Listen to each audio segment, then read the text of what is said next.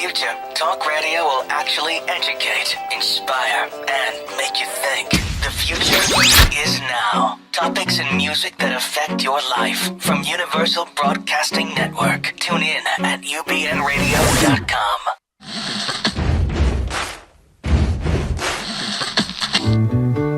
Thank you for being Boulevard. Life is a banquet, and most poor suckers are starving to death. I'd like to propose a toast. This is On the Rocks with Alexander, coming at you from Sunset Gower Studios in the heart of Hollywood, where I drink with your favorite celebrities and we talk about fashion, entertainment, pop culture, reality TV, and that's about it. So pop a cork, pour a glass, lean back, and enjoy On the Rocks every Tuesday at 7 p.m. on Universal Broadcasting Network. Fasten your seatbelts. It's going to be a bumpy night. Oh my God. Okay, ladies and gentlemen, gentlemanly ladies, and some lady gentlemen, because we know that they're listening today especially. Welcome to On the Rocks.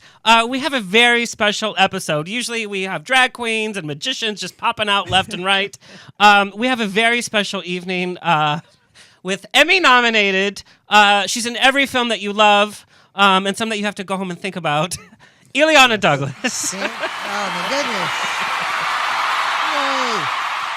Thanks for having me here. Oh, please. I'm missing my dance class for this. So. Me too, my Zumba. Yeah. Oh, Zumba. I don't even say it right. Zumba. I've missed a few classes, as you can tell. Anyway. How's that going? Really well. My guest co-host today, actor Michael Vega. You're bi-coastal actor. Wow. Buy something. Yes. I buy everything. You were in New York. You were in San Francisco acting. You and I have established a friendship. You have such a great insight into the world of acting and film and theater.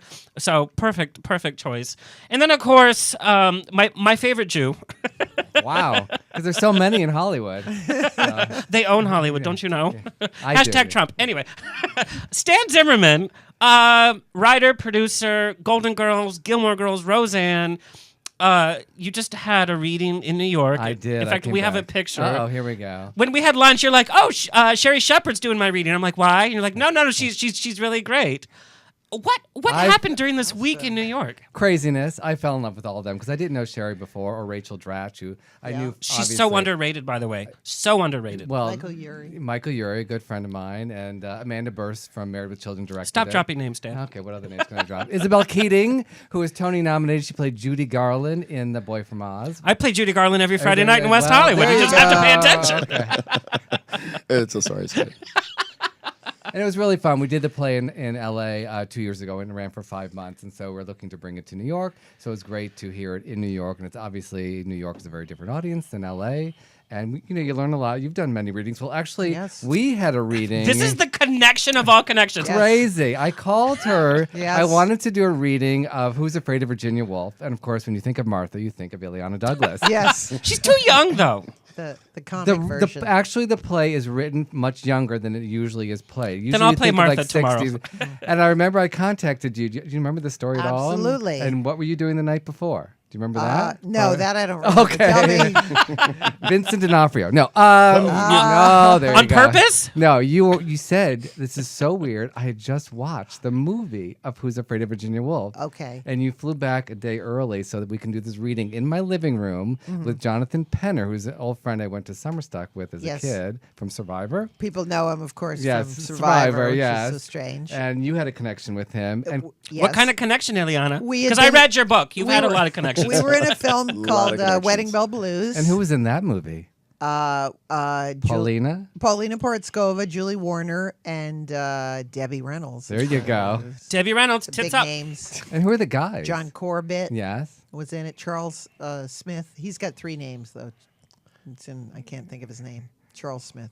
And then we had Christina Ricci playing Yes. Honey. How crazy was that? And I knew Christina from the ill-fated movie. You can't call a movie Cursed. Because we were in a movie called Cursed. And it was cursed. And I was cursed. And they cut me out of the movie. Uh-oh. Never heard of it. But yeah. you need to play Martha. That's my dream, is to direct her in Martha. And we're going to do it. I know how it should be What if you staged. did the Love musical to, version? love Because, to. Iliana loves to sing. One of her first auditions was, of course, to Liza's Maybe This Time. Yes, that would be interesting. Well, in your the- book, I the learned a lot singing. about you in the dinner theater. I didn't know that part about you. Yes, well, that was me attempting as a child to get into show business. It wasn't quite as successful as I wanted it to be. Lying about my age, and eventually And serving drinks to older people and trying to figure out what a rusty nail is. And What is a rusty nail? Drambuie and scotch There you Oh, go. Yes. I'm a drinker. with Yeah. a twist. yeah, Sponsored by Alcoholics. How dare you? Cheers. apparently it was a very popular drink in 1979. So, Illeana, you are Yes. here to talk about, the only thing I read now are Grindr profiles and Facebook posts. Uh-huh. But you were here Are to you talk on Grindr? No, think no, I'm darn it. so out of it. I don't. It's a sandwich, right? Yeah, exactly. It can be. Oh God. Oh God. That took me Oh a my second. God. That literally took me a second. Thank you. Most of my jokes do. Tell it to be Arthur. Anyway, The vodka. This is vodka. you've written this book. I blame Dennis Hopper. Yes. And I'll tell you, people don't know me as a reader. I couldn't stop reading it. It's not even like a book. It's like somebody is telling you the most fantastic stories. And because, Illeana, you are so iconic, I heard your voice reading this to me, thank the you. whole thing. Every inflection Thank was you. totally your voice. Well, that's what I worked really hard to do, because if I was gonna do a memoir, I didn't want it to be a boring memoir about people's career accomplishments. And I've always been a great observer. I think of myself as a rememberer. I've met so many incredible people, from Roddy McDowell to Marlon Brando. Obviously, people I've worked with like Martin Scorsese and Gus Van Sant, Allison Anders, and was there at the some of the height of the independent film movement. But I wanted it to be great stories, but the framework is movies. Is how my whole life, in a sense, was formed by my parents seeing the movie Easy Rider, and that changing their lives, and then in turn changing my life, and really set me I believe, changed my destiny. I'd like to pen a sequel. I blame Illeana Douglas because I now know what it feels like to spew tomato sauce out of my nose and get the said tomato sauce out of my keyboard. Yes. So it was a line. It was all funny, but when I got to the line very early on, where you talk about the commune, and Yeah. where you say this person brought this person brought this person, and every other third person was named Sasha, whether boy or girl. And Yes, that's true. In the 70s, it was a very popular Sasha. name. Men, women, everybody called themselves Sasha. They do that in Moscow, too, in Russia. That's true. tomato But they don't have sauce toilet paper, burns. so- Just so Yeah. you know. But during that whole commune section of the book, and Yes. I really want this interview. Like, I want to talk to you about everything, not in the book, because Sure. because I did research on you, and I love you, and I rewatched your movies this week. I've lived Illeana this last week. All right, sweeties. All right. Because I've watched some of the interviews you've done, and they ask the same questions and all that. So just for our listeners, just Sure. a real fast recap of your career. Cape Fear, Goodfellas, Emmy nominated for 6 Feet Under, which you don't discuss in the book. No, Is that in well, the sequel? Again, there will be a sequel, because again, the framework of the book is that it's stories. It's 15 stories. When I was a kid, I used to love short story books because I found it. I have a little bit of ADD, and it was very hard for me to read. I know you're laughing. I know It's a serious This is disease, very serious. okay? Come on. But that's almost There like the are book is like you're telethons for telling that. something, you're like, oh, wait a minute, and then this and this. I'm like, Illeana. Yes. Well, that's how I do. I go off on a tangent, and that could be even funnier. What was your process in writing it? Did you record it? Did you have someone? No. I had the concept came from this idea because I was working with Turner Classic Movies, and so many times in my life, people have said, your life is like a movie. It just seems incredible, these twists and turns, and every time I've tried to be successful, it never works. And then when I give up, it's like something just literally drops in my hands, and then I'm doing it. So all these crazy, plot twists that are like a movie. And then my parents seeing Easy Rider, that sort of framed, again, the movie. My grandfather being Melvyn Douglas, taking me on the set of Being There, that seemed also like a movie. And so I knew that I wanted each story to be, in a sense, like a movie. So when I'm telling the story about Allison Anders and doing Grace of My Heart, Love that chapter. that's essentially Love like that movie. It's like a road trip.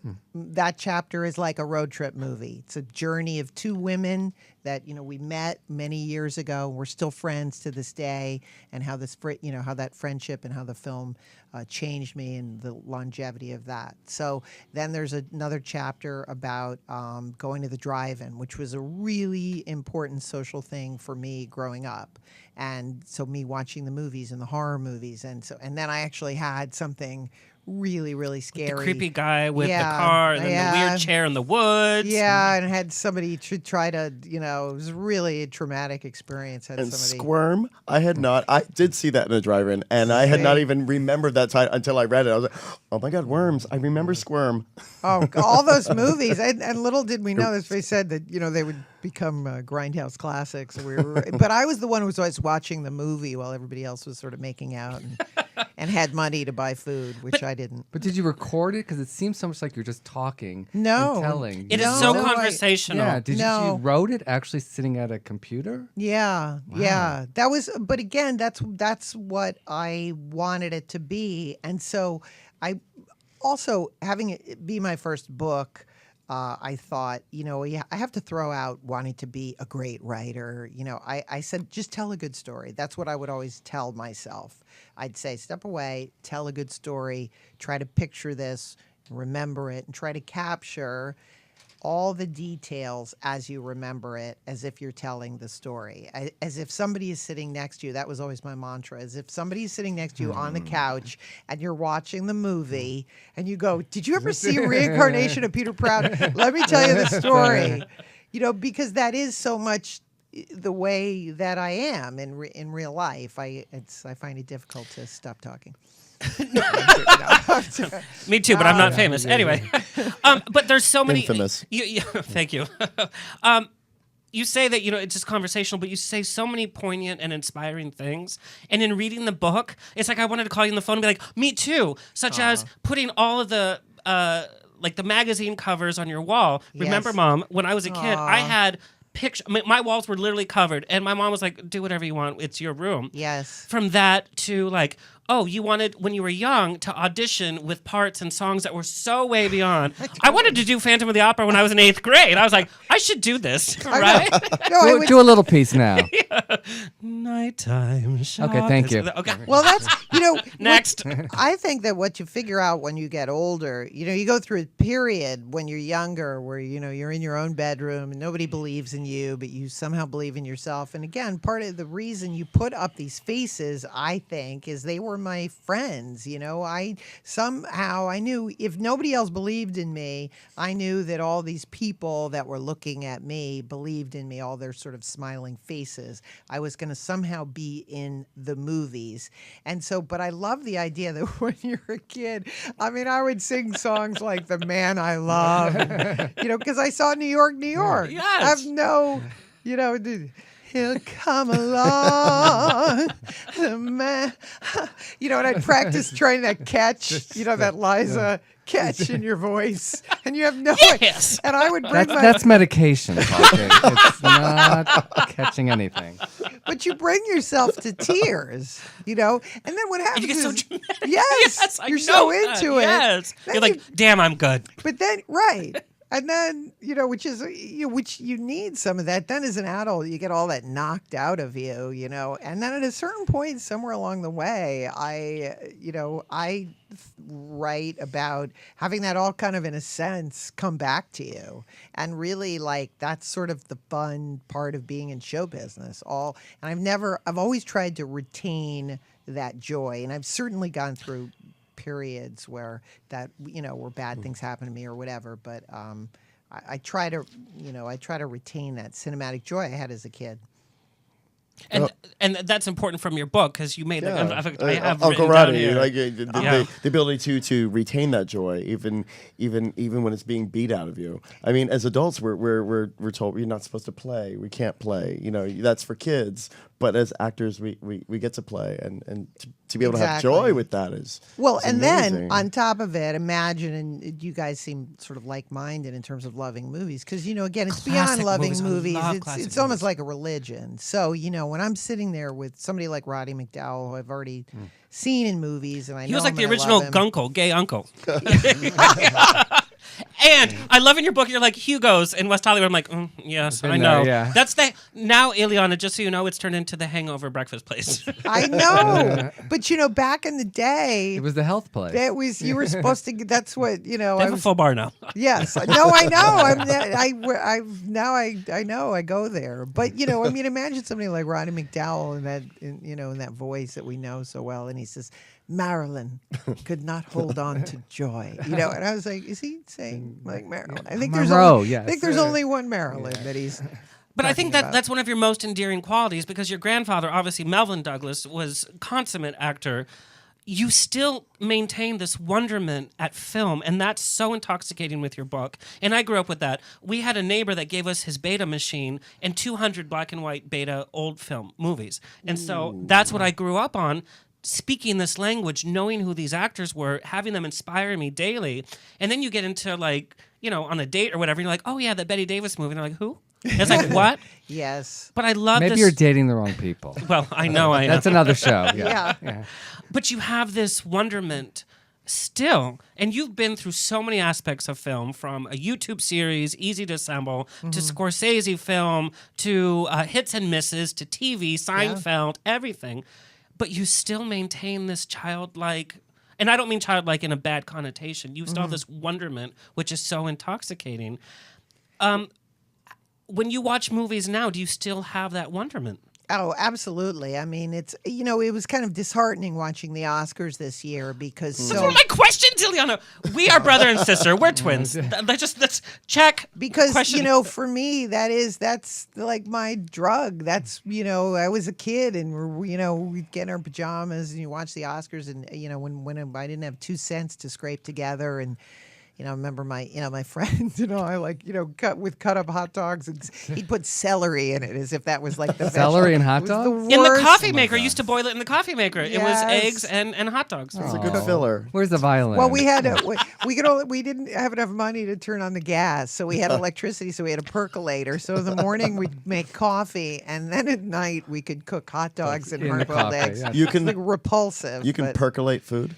yeah, Apparently. Don't try that hot at home, dogs. folks. Well, again, And then become famous. So that all of our listeners that are aspiring actors, tomorrow they're all going to be doing hot dogs and eggs. You need to do a cookbook next. I think. Yeah, Yes, there you yeah. go. Cooking with Illeana. Percolating parties. Yes. Get Paula Dean on this. No, No, we don't need maybe it. not. But so much of that kind of, like you say, that glamour, that joy has been removed. I mean, remember when they used to have the Chuck Workman, the little the from clips, the beginning yeah, of them, yeah. they'd have the same music, ba ba ba ba ba ba. They'd have like the theme from The Natural, da da da da da da, and I'd be crying, and but you don't. There's no more of that. Like I'm in the movies, like that's always that thing that got me through as a kid, and I still feel it, of course, when I'm on a lot like Paramount. I mean, when I was coming here today, I think of all whenever I step on a lot. Well, especially being on this prestigious show. Yes, I would be nervous too. I would have some excitement. Yeah. But also now, don't you feel there's so many award shows that by the time we get to the Yeah, Oscars, it's it like really- we've they've- seen the people, we've heard the No, thank they've- you note, the thank you speeches already. Yeah. But we've here's the tried them thing. out. We had Shirley Jones on the show maybe about 4 weeks ago, and we played her acceptance speech. The whole tone was so different. Yes. Everybody was very serious. There was no stupid jokes. It Yes. was about, let's honor people and their craft. She didn't Yeah. thank God or anybody. No, she came up in this beautiful gown that she had to pick up to actually carry. Yes. But there was They just still a do whole that. different It needs to go back But to they that. It's fall. the men now Yeah. with the You know, gorgeous they- gowns. It needs to go back to that. They went so far. Like everybody has this need, and I like Louis C.K.'s funny, but this need to comment on to tweet. Like everybody's got to have the last word, and they got to make a comment. And it wasn't, it wasn't the dignified glam. I mean, I missed the glamour of it being, the Academy Awards. And where were you when Melvyn was nominated in the whole Oscars that year? Do you remember watching it? I do. I watched it. I was a kid. I believe it was Goldie Hawn that I've never met Goldie Hawn, but I have. That's a whole other show. Really? We love She's working her. at Subway down the street. We'll go Okay. say hi after the show. But I believe she announced him as winning. And where were you? I was home. I was in Connecticut, and I was actually going to go with my grandfather. I was really thrilled, and then he was my grandmother was not well, and she was in the hospital, so he couldn't go. But then his immortal words afterward, I called him. I was like, "Grandpa, you won an Oscar," and he said, "Yes, I beat a child and a horse." You had such a beautiful relationship with your grandfather, which I just loved. I have a very special relationship with my grandmother. My question, though, we have so many chapters about you on the commune, which is so hilariously funny. Yes. But it's about you being destitute and then being poor, going to New York and struggling. Why didn't your grandfather say, "Hey, here's, Well, I mean, again, it's interesting because I've been asked that a couple times. First of all, he was supporting us. And you get that in terms of... as much as he could. And when I got to be older, and by the time, so I was on the set of being there, and, he really saw, okay, she really wants to do this, and was sending me movie books and things like that. And so he was obviously going to be paying for my college. And then when I went on the set of Ghost Story, which is another completely crazy story, I didn't even tell this story of how he said his idea, like when I was a kid and I got in musical theater, I got in this show, The Boys from Syracuse. So I'd be like, "Grandpa, I'm going to be on the boards like you, I'm going to be in musical theater." And so I told him I'm going to be doing Boys from Syracuse. His idea of helping me was to arrange a meeting with Mrs. Richard Rogers. Just, And did you have that meeting? Yes. Oh my God. Yes. Weren't you scared? I'm terrified. What am I going to say? Like, Miss, I don't And know. did you go up to her penthouse in New York? Yes, there Oh was my no God. internet then. When I'm like, she was a very dignified woman. I can't remember what I was like. "Hey, lady, I'm going to be doing Boys from Syracuse." Where were you doing this show? At the Hartford Stage Company Youth Theater. And then, this is such a funny story because you pretended to be an inner city kid youth. Oh, yeah. well, I'm not a... Yeah, I saw, well, again, as I tell in the book, my mom was like so cheap that she refused to buy a newspaper, and it was only 50 cents. And she would say things like, she was like refusing to pay for something, but she would read it. She didn't mind reading a week-old paper. She'd say, "What's the?"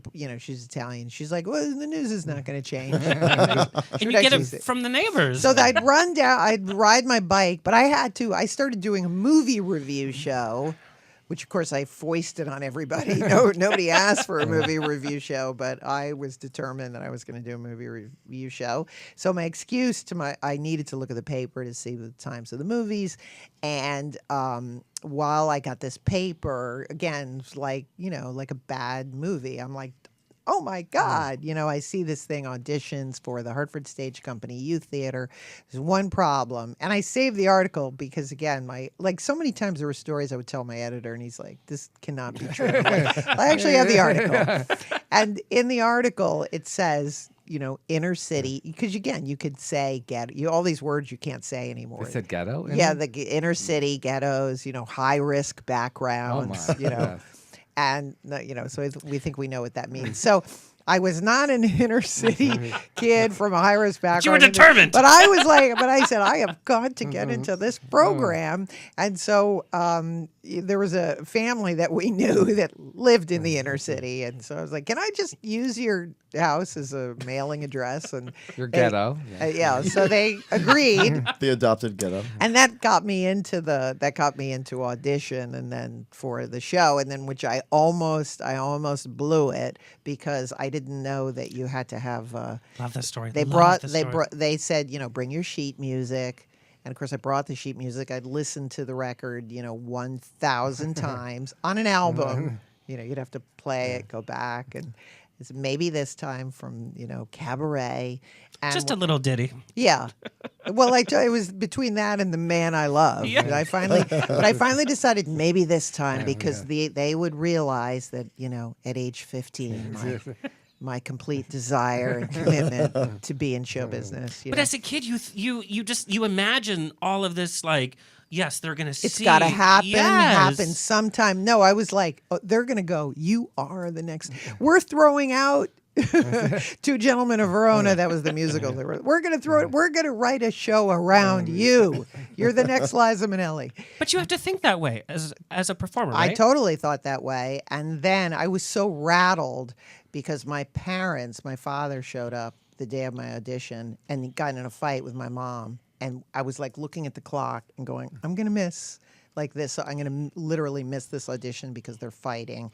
And then they got in the car and the fight continued. It was like, that's what I say in the book, it was like Edward Albee, like best of every, because it was really, what was so important in our family was, I don't know if other families like this, it was important to assign blame. Once we establish whose fault something is, after arguing about it for 3 hours, we can move on. But then I went in and I was so rattled by that experience. So I already had this emotion. And then I started to sing and the piano player informed me that I was singing in the wrong key because I had learned it off of the record. I just had the sheet music. And I was so shaking, but somewhere deep inside of me, I just said, I'm singing in the right key. I'm singing in the key of Liza. Tell that to a piano player and they'll love you. And you're in the wrong key. I wonder what that piano player is thinking right now, like knowing who you are. And that was Barry Manilow. Yeah. It was one of these. I'll never forget it because, of course, the piano player was like, you idiot, But it was one of these things. The director, Clay Stevenson, may rest in peace, poor guy, he's no longer here. But I'll never forget him. African American, he had this huge fro and he used to wear clogs, which I always remember. He'd sit and he was sitting at the table and he kind of looked around like, kids got moxie, but now what? And then they all gathered. I was like, what's going to happen now? What's going to happen now? And then the musical director, whose name was John Johnson, they had this little confab. And they said, he said, you know what? And he had the guy switch places. He sat down at the piano and he said, you know what? Why don't you sing and I will play? Oh. And I started to sing. And then he said, you're in C, by the way. And I said, yeah, like I said, key of Liza. And again, like they laughed. So I had it. But then what was really interesting was and I could feel my legs like just shaking. And what really, of course, happened, great acting lesson, was like all that fear of like, this is it. I can't blow it this time. And by the time I got to that, it's gotta happen. I really was like crying and they were crying. They got up and they cheered and I got out of the room. I mean, I was exhausted, but I got in the show and I ended up being in the program for 4 years and just changed my life. Absolutely changed my life. To tell a piano player that he's in the wrong key when you're in an audition, I think that convinced him. But drop Liza's name and you're fine. Yeah. She's going to cut me. Who were your idols back then? I mean, who were you thinking I wanted to be like? No, I mean, there was... She met most of... you met most of your idols, yeah, didn't you? that's but not at that point. I mean, when I idolized Liza Minnelli. I wanted to be Liza Minnelli. I completely idolized Richard Dreyfuss. I had like I was obsessed with him. I'd seen him in so many movies at the drive-in. And he represented to me, because I think he was like a big kid in a sense. And I was sort of a smart aleck. And he represented for me who I wanted to be. He had such confidence in himself. And he wasn't like the best looking guy, but he was really cocky and he was really funny and he was really smart. And I felt when I was a kid that I was really smart and I was like, these suckers don't understand me. I gotta brush the dust off this town and get the hell out of here. I have to say, reading your book, because you wrote about him in the book, Richard Dreyfuss has never been one of my favorites, and I'll just say it out there, never been one of my favorites. Boo. But you talked about his performance in Jaws, and you talked about how he was thinking on camera, which you've kind of incorporated into your And then I started looking at him like, oh my God, you're right. Maybe I don't dislike him. Oh, well, he's an interesting person to study because there, in my opinion, there would be no Seth Rogen, there would be no Jonah Hill, there would be no Adam Sandler, there would be no Billy Crystal. Adam Sandler Without- can go. It's fine. Well, but in that, Teasing. yeah, but within that trajectory, I mean, when you think of Billy Crystal in, Sleepless in Seattle, it was already done by Richard Dreyfuss. There was no like Jewish male lead in a comedy. It just, plus he did win he won an Oscar for The Goodbye Girl, which no actor has won since Richard Dreyfuss. For a comedy? For a comedy. Wow. And it's happened very few times anyway. It's only happened a few times. And talking about Regardless. Billy Crystal, I mean, what a great Oscar host. That's back to Yes. the old style of Hollywood. Yes. So, Illeana, I just Yes. have to ask, when you walk onto a set now, because you've been on so many sets, and I Mm-hmm. love the chapter when you go to being there. And what I love about you as an actress is you have such a respect for the director. And you kind of let the director be. Even the funniest chapters in my mind are about Bella Mafia. Yeah. David Green, it was about age 99 when we did With Bella Vanessa Mafia. Redgrave. He had directed Roots, okay? It's a classic. He had directed a movie. If people are listening, go to the internet right now. A movie that haunted me. It was like an after-school movie at 4. They would show a movie at 4. It was called The People Next Door. I love that movie. With Eli Wallach about a girl, their daughter becomes a drug addict, and it was so upsetting and disturbing and he had directed that film. So in the brief moment of the first day when he talked to me before Vanessa Redgrave came on set, afterwards he hated me, which I explained. But in the beginning he liked me for 15 minutes until I discovered that that Vanessa came on, and apparently, again, there was no internet then, so they had this history. They didn't speak. They had done a movie together, and they weren't speaking. Whatever happened to Baby Jane? They did the Yeah. reboot, which is go get it. It's only on VHS, and I actually own the VHS. You have to watch the remake of the Redgrave sisters doing Whatever Happened to Baby Jane. You just have to. What's a VHS? Really, Stan? You're still on beta, girl. There you go. But we did this scene, and I was saying to Vanessa Redgrave, just like a little kiss ass. I was like, I saw you in Orpheus Descending. I was in acting school. Oh, that's lovely.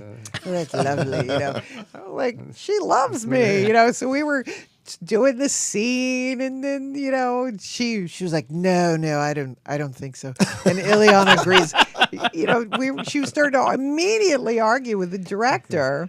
And she said, no, that would never happen. And Illeana agrees with me, doesn't she? And I went, yeah. You cannot disagree with Vanessa Redgrave. You Because just she can't. had already invited me. The first day we did some scene. Every scene was ridiculous. We were like slips and cleavage. Remember, this is the show that had been described by the executive from CBS as tits and guns. It's going to be, you can't. Great combo. We actually have the trailer. Can you walk us through the trailer? Oh yes, let's Yeah, see. Let's okay. see who's wearing what. Is anyone wearing?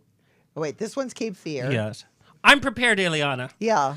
Poor Kurt is straight, so Why do you always mention his straight? because You're harassing him, I think. yes, he's going to Yes, you are, file okay. tomorrow. The Bella. Yes. Okay, so he's going to keep your microphone on. Just walk us through this trailer. The What are music. you laughing? Kurt, she has to see it. When innocence is lost. Yes. It's so ridiculous that Oh, it would it's- be a gay class. It would be. Romance is destroyed. It was the highest rated. Oh, look at Oh. the slow mo. Yeah. When a family is murdered by Peter Bogdanovich. Oh, there's Vanessa. Oh. There's She's Vanessa. giving it to us. Yeah. Oh, and then music change, Here we go. Powerful Yeah. crime That was Dennis Ever. Farina. which you loved him. Jimmy, James there- Marsden. James Marsden. So There's cute. Dennis. Oh, An all-star cast. When the Luciano men I love that she has a fan. She's- I know. Uh-oh. the Yeah. Luciano women were forced to fight. There we are. With the veils, I remember With the that. veils. Yep, the veils. There's Oh, so Nastasia. Get retribution, Nastasia Kinski. restore the Lucianos, There's Jennifer Tilly. the leaders of organized It's almost like a Bravo show at this point. Yeah. With the opera, it's so. There's more Jimmy Marsden. Oh, smell the rose. Smell the and the rose. gun. Yeah. Slow mo. Oh God! kissing. Oh God! What's happening? Fire! Yes. More Jimmy Marsden. Lots of cleavage, a knife, some blood. Farina, Jennifer Tilly, Illeana Douglas. There we go. yeah. Yeah, girl. Valley of the Dolls hair. Yes. Yes. And Valley of the Thank you. Dolls was one of the Yeah. Oh no. During- At a certain point, Jennifer Tilly and I just decided to literally make fun of the movie while we were in it. Like I was like, I'm gonna do Patty Duke. I did. Somebody got that. We just started literally. If we had a line like there on the table, Jennifer Tilly and I would be like there on the table. Just literally trying to see, will people at home notice that we're making fun of this? but And they're saying yes, it was literally like nothing I had ever experienced. Where did you film this? Various locations. I'm not sure which. No. What state? Oh, California. Okay. California. Do you like funniest going on thing- location? Lucid. We weren't in location. There was like a whatever. I was trying to remember the actual studio because there was a fake Italian back lot. And that was like where we did a scene and everybody was always hogging the camera. The Grove. or stealing your outfits. One of the funniest stories is the whole thing about the nuts. You made a whole thing about nuts. Who's got the nuts? Can I eat a nut? Yes, well, the director, David Green, who by that point, just hated me, we went to do the scene, and Vanessa was in the scene, and it was going to be me and Vanessa and Jennifer Tilly, and they had just, as production had put, set design and put like a bowl of nuts on the table, and I started to eat the nuts, and David Green had he was also deaf, so he would always say, what's happening? Oh, I hate this kind of acting. What are they doing? And I'd be like, we can hear you. But he didn't want me to eat the nuts. It turned in, I was like, I'm here, I'm meeting her, I'm nervous. I was like attempting to actually take the scene seriously. And then it got into this, can't you, do the scene without the nuts? Then it was like the whole, how things on a set go, holding on the nuts, we're holding the nuts. It's So like funny. people are it's becoming this thing. But I started to really get angry. I was like, if you don't want me to eat the nuts, take the nuts away. And he's like, are you saying you cannot do the scene with the nuts? I was like, I don't know what you're saying anymore. I'm saying that you're nuts. I don't even know what we're talking about anymore. So it just, and he finally, after this crazy elongated fight in which I lost it and said I worked on a mountain and it was easier than doing Bella Mafia. And he said, fine, you eat the nuts and I'll shoot it and we'll all go home early. And that was the whole crazy part of it. And then after this complete explosion and we do the scene and it's over and I'm exhausted, he films it. He says, oh, well, I was going to do a lovely close-up of you, but we ran out of time because you wanted to discuss the nuts. It was so as much as anger and yelling at each other a minute later, it would just be like he'd say something completely crazy out of his mind, and it was hysterical. I think we need a sequel to this movie, don't you think? Oh, they're There should be. I'm telling you, this is every gay man's dream. yeah. And we literally, you again, saw the trailer. as a joke during the film, I had everyone over and we watched Valley of the Dolls, which Vanessa had never seen, and we watched it together. Oh my God, you should do with the Jimmy remake. Marsden of what, a Bella Mafia? Valley of the Dolls. Isn't that I happening? was writing Well, with Jennifer- Betty Thomas a remake called Valley of the Dolls: The Relapse. Oh, that's Illeana, magic happens on this show. So Yes. here's we go. There you go. So I hate to retread Yes. territory, but I have to ask. Sure. Cape Fear, and I rewatched it just paying attention to your performance, especially after reading the book. Mm-hmm. There was so much pressure. And I love your approach to it and what you said in the book, that music is such a huge part. When I'm acting, I'm obviously not on your level, but I always make a soundtrack to every show, every whatever. Yes. And I really get in the mode. Music is so important. And I love that you had this moxie the same way that you showed with the inner city audition. You're like, you know what? I'm doing a scene with Robert De Niro, and this is how I'm going to play it. So much so that you changed the drink from wine to sea breeze. But can you recount the feeling walking? Did you have a trailer or like what was? I did have a trailer. It was very small. It was like my first movie, probably a half a trailer. What do they call it? A two-banger or something. But no, what was interesting about the experience was that, after passing a series of auditions in which I simply did improv with Robert De Niro, I was now there in the film and we were about to do the scene, and it was largely going to be improvisation. So I was really nervous and really kind of locked into like, well, okay, I'm here. And it was like that moment, which I write about, when you're in acting school. And the worst thing, I was really bad at preparation, which was called emotionally preparing. I'd stand in the room and, be like, my mother's dead. Method. No, she's not. She's not at all. Oh, well, I hope they've got something good in there, But I just thought that between he and Martin Scorcese, they were going to come up with something brilliant, and I would just have to react off them because I was like, I'm a comedian. I mean, I'm not supposed to be here.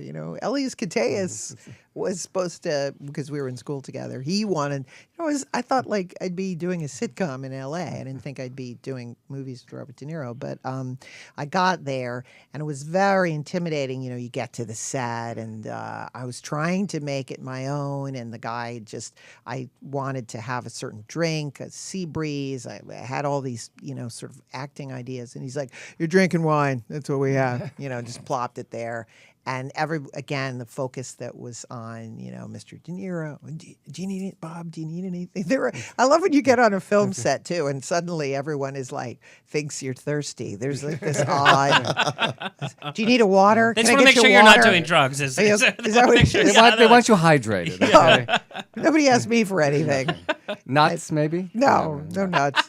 But we're there, and we started to rehearse the scene, and I'm getting jazzed up. I have been to acting school, obviously, and I'm sort of starting to hype up and do my thing, and De Niro just goes blah blah blah blah blah blah. I'll move like this, blah blah blah. I may take a drink, blah blah blah, and he's like doing this, and I'm sitting there going, those are not the lines in the scene. I'm pretty sure, but everybody else again was just like placating to him. But here's when I read that, I got mad as an actor. I was like, no, I felt, well, he didn't have respect for you sharing this scene, and wouldn't he want the scene to be as good as it could be? So why wouldn't he have committed to rehearsal? That's what I took from reading that passage from the book. Well, it's interesting. To me, in my mind, I just took it like he's a genius. He's obviously. But he didn't know what you were going to do. What if you were a really bad actress? Was he saving it for the? I have no idea. I mean, I was like, this was like my first movie. You know what I mean? Like, would you have the fourth? I mean, to me, I'm like, just don't get fired. My only thing is like, don't do something stupid. Don't. You're on get the fired. set with De Niro, just for Christ's wait sake. for what he does, and you'll do something afterwards. Well, watching the full film, Robert De Niro had his set idea for his character, and he was so different in his scene with you. I felt, we see a little bit of who he was, and he was put off guard because he didn't know what you were doing, and we saw behind this killer. We got to see Robert De Niro a little uncomfortable. Do you mind if we play a little bit of it, and you can walk us through? Is James Marsden in this? But you can see Robert De Niro's face is that. I'm drinking a sea breeze. I hope Look you at can you just. afford them. But you gotta stay sober. If you ain't sober, He smiles. cause I'm just one. He's a little uncomfortable. Yeah, do tell. Get you on this side now. Yes. Who is Loretta anyway? Yes, this is all improv. No longer with Are you kidding? How do you improv a rape scene? 52 piece. Illeana, what I feel is that you have control in your scenes with Robert De Niro. No, I really feel I that. told you we never did that. Hurt you by that? Scandal. He's a rough one. Whose face are you looking at in the shot? That was one of those crazy. We shot the scene for 2 days. It's one of those Marty scenes where the bed was elevated and the camera was shooting down. Officer, I swear, it's all of us. Yeah, it's all There's improv. just this freedom. There were no lines. They didn't wite that line. What he did to me hurt a lot worse than this. Okay, well, Kurt, we don't need to play the rest because it's censored in Sweden. So. Yeah, it is. The bite is. You couldn't see Yeah. the bite. Yeah, that was all improv. That was all Wow. improv. But during that scene, especially reading your book, Yeah. I was like, Robert De Niro was like, what's happening during my scene? And you totally took control. So let's talk about Scorcese. Yes. Do you mind? Sure. You dated him for about 9 years. Yes. Yes. Can you watch a Scorsese film? during that scene too, which was challenging. But you know what? So would you go home and talk about it? No. No? No. I was really like, I mean, How did you know not to do that? Well, because that was a really, really hard scene. I mean, again, when you're starting out, it's funny, after you've been doing this for 20 years, it becomes a little easier, but, you don't just, I finished that scene that first day, and it was 17 hours. That was the first day.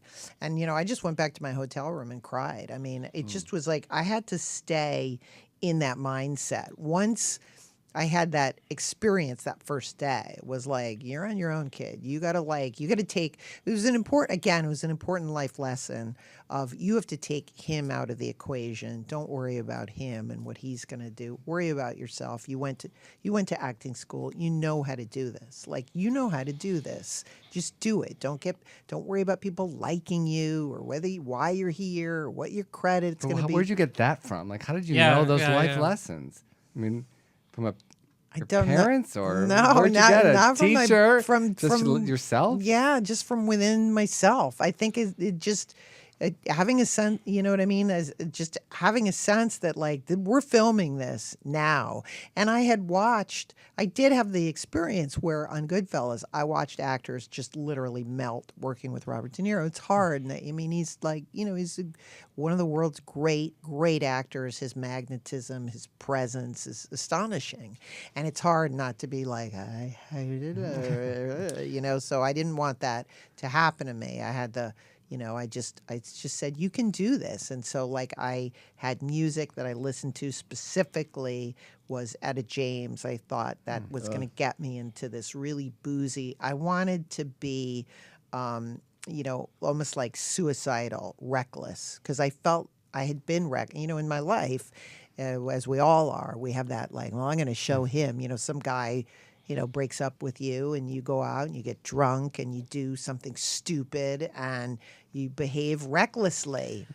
And I wanted her, the whole thing was to be literally until the second it's happening. And then she realizes it. And that's what creates, of course, the horrible tension for the audience. As an actor, if I had a tough day on set, I would want to go to my significant other and cry all this out. Was Marty always the filmmaker in your mind, or did you have a boyfriend? No, I mean in that you didn't have in terms of that, again, that movie, and I think again this must come from having my grandfather be Melvyn Douglas and having a sense of presence of you are being given an opportunity here. And he's a filmmaker, and you have to make this film. And you can't be no, he is not your boyfriend during this movie. You're an actor. You went to the neighborhood playhouse. You studied with Sanford Meisner. You studied with Richard Pinter. I had great teachers, and I thought it was important for me to separate myself and not complain and do my work, and be a professional. And I think that probably comes from my grandfather. Did you have a best friend or a girlfriend or a gay friend that you could Stan, talk to? This is one of my questions. Who do you hang out with? These days, or today, who do you hang out with? Who does Illeana Douglas hang out with? Because I would be intimidated. Not me, to obviously. have breakfast. Although invite me to breakfast tomorrow at Hugo's and I'll be there. We'll take snaps of each other. Well, I have friends that are, Cine Family. I'm at Cine Family quite a bit. I'm friends with a lot of comedians, Are you more friends with guys, girls? I would say a nice mix. Are they in girls. entertainment? Because comedians. Primarily in comedians, actresses, some of the younger actresses. If you weren't here, what would you be doing on a Tuesday night? Well, I'd probably be home watching the election movie. and then Chopped, or watching I'm watching a movie. Hillary, come on. I usually watch a movie, I'll watch television, then I usually, we all have friends that are in series, but usually late at night, as I go to bed, I have to watch a movie. That's Old my movies? thing. Yeah. Isn't this usually the New time I movies ask a wake deep me and up. inappropriate question? No, we don't. Here's the thing, though. I Yeah. love your love of old movies because I have that too, and it's so Yeah. hard to share that. It's harder and harder. I love that Turner Classic Movies has you on board. Yes.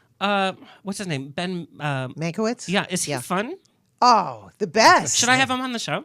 Yes. Okay. Oh, Ben is very wry. He's very wry. I adore him. He's a Illeana, wonderful we're person. almost running out of time. Yes. We Oh, haven't no, I even. can't Oh believe no! that. Let's keep going. No, Let's no, go no. to the bar we across the street. haven't We'll come even, back. no. We haven't even gone through my 8 pages of Oh my notes. God. Will you come back on the show for Yes. Illeana Part 2? I'll come Because back. I need to talk about 6 Feet Under. I need to talk about Yes, so much. that was fun. Other That was a stuff. great I need to experience. ask you just one quick question, and then we're going to have to give our Get my friend our Alan Twitter. Poole, who produced it. Yes. So let's get him here with her and all that. Talk Wonderful. About 6 Feet Under. Love Alan. Oh, he's fantastic. When do you say, I'm the actress that people want to meet? Because you always seem to say, "Oh, I got to meet this," and like I got to meet Liza Minnelli. No, but like, why do you do that? Your book of work is so strong and beautiful. When do you get to say, "People get to meet me"? I have very low self-esteem, and I'm also an overachiever, so that could be a good thing. We should date, Illeana. So I'm really all I'm just thinking about is how can I do more work, in the limited amount of time.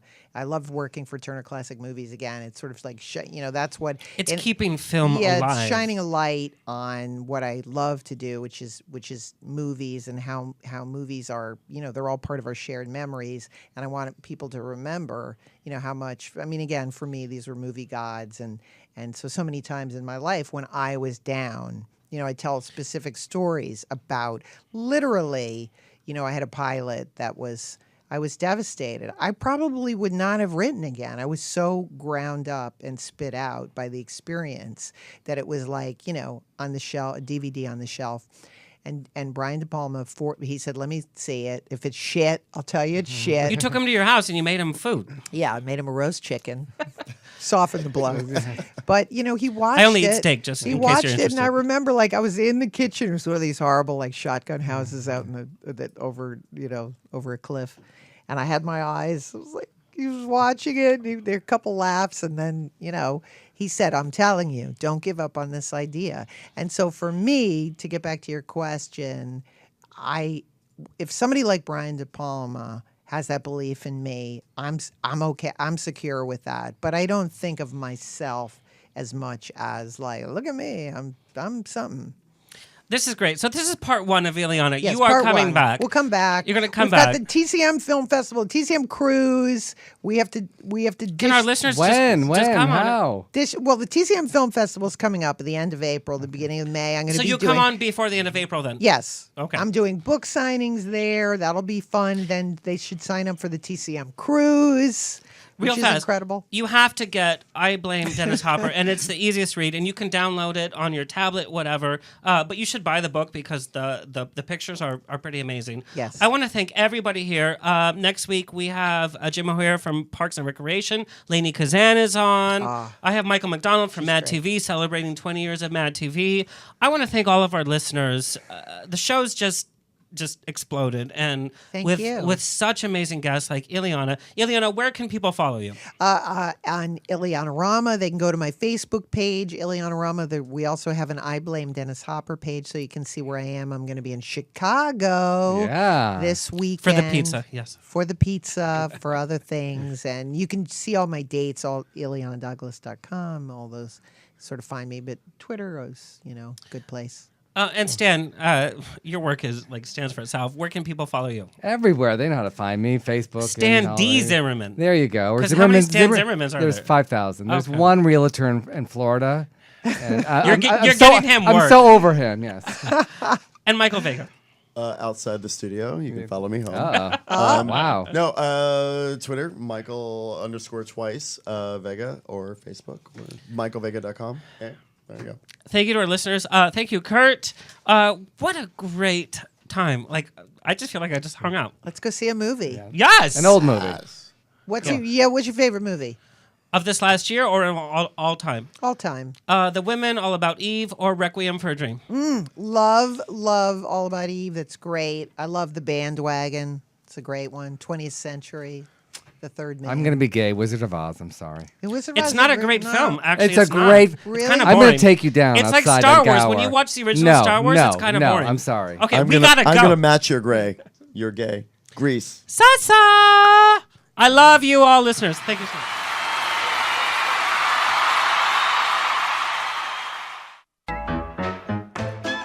This has been On the Rocks with Alexander, every Tuesday at 7 p.m. on Universal Broadcasting Network. Find me on Facebook on The Rocks Radio Show. Tweet me or Instagram me at On The Rocks On Air. See you next Tuesday!